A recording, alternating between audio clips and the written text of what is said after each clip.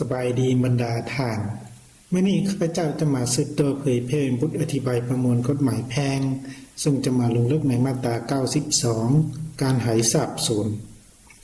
การหายทรัพย์สูญแม่นการที่บุคคลใดหนึ่งได้หายไปจากครอบครัวหรือบ้านอยู่ของตนโดยบ่ฮู้ข่าวเป็นเวลา2 ปีขึ้นไปหรือได้หายไปในสงครามภัยพิบัติหรืออุบัติเหตุเป็นเวลา6 เดือนขึ้นไปบุคคลนั้นจะถือว่าเป็นผู้หายทรัพย์สูญได้ก็ต่อเมื่อมีคำตัดสินของศาลกำหนดเวลาการหายทรัพย์สูญแม่นให้นับแต่วันได้รับข้าวข้างสุดท้ายเกี่ยวกับบุคคลนั้นเป็นต้นไปถ้าหากบ่สามารถกำหนดวันดังกล่าวได้ให้นับแต่วันที่1 เดือนทับไปและถ้าบ่สามารถกำหนดเดือนก็ให้นับแต่วันที่1ของเดือนมันก่อนของปีทับไปกำหนดเวลาการหายทรัพย์สูญในกรณีเกิดอุบัติเหตุให้นับแต่วันเกิดอุบัติเหตุนั้นเป็นต้นไปสำหรับกรณีสงครามหรือภัยพิบัติให้นับแต่วันสิ้นสุดเหตุการณ์ดังกล่าวเป็นต้นไป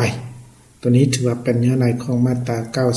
92 เกี่ยวกับการหายทรัพย์สูญเนาะและจุดประสงค์ของมาตรานี้ก็เพื่อกำหนดความหมายของการหายทรัพย์สูญของบุคคลใดหนึ่งและเงื่อนไขของการหายทรัพย์สูญเพื่อเป็นพื้นฐานให้ศาลพิจารณาตัดสินตัวนี้ถือว่าเป็นจุดประสงค์ของมาตรานี้นะแล้วต่อมาตัวอย่างที่1กรณีปกติในวันที่1มันก่อน 2019 ก็บอกกับครอบครัวว่าจะไปเฮ็ดเวียกอยู่ต่างแขวงและเขาเฮ็ดเวียกอยู่บริษัทแห่งหนึ่งในแขวงนั้นนับแต่วันที่7มันก่อน 2019 เมียของกอบ่ได้รับข้าวจากกออีกเลยขอเมียของกอจึงได้สอบหาและถามญาติพี่น้องและให้บริษัทช่วยประกาศหาจนฮอดเดือนธันวาคม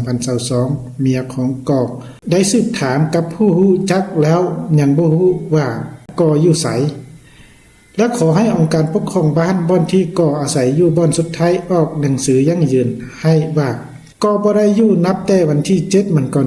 2019 และบริษัทก็ได้ยั่งยืนให้เช่นเดียวกันขอจึงยื่นคำร้องขอให้ศาลพิจารณาให้ประกาศว่าก็เป็นผู้หายทรัพย์สูญได้ตัวนี้ถือว่าเป็นตัวอย่างที่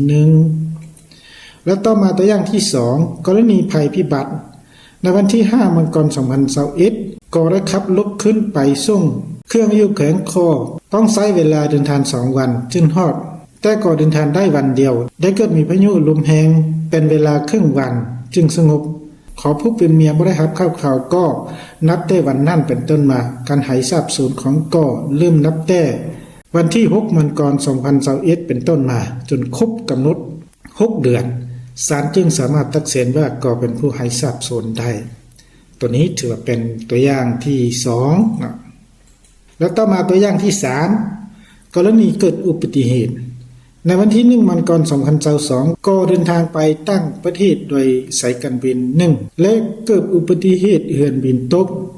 พาให้ผู้โดยสารจำนวน1เสียชีวิตแต่ยังซากศพของกอบ่เห็นและขอเมียของกอได้สอบถามคณะกรรมการรับผิดชอบอุบัติเหตุที่อยู่ต่างประเทศและได้ลงหนังสือพิมพ์ประกาศหากอแต่ผ่านไป9 เดือนนับแต่มื้อเรือบินตกยังซากศพบ่เห็นและบ่ฮู้ได้ว่าก็ยังมีชีวิตหรือบ่วันที่1 ตุลาคม 2022 เมียของกอจึงยื่นคำร้องขอเสนอให้ศาลพิจารณาตัดสินว่ากอเป็นผู้หายทรัพย์สูญตัวนี้ถือว่าเป็นตัวอย่างที่3นะทั้ง3ตัวอย่างนี้ถือเป็นการประกอบใช้มาตรา 92 อย่างละเอียดพอสมควรนะสำหรับการเผยแพร่มาตรา 92 มาฮอดนี้ก็ได้สิ้นสุดลงเพียงเท่านี้นะขอบใจ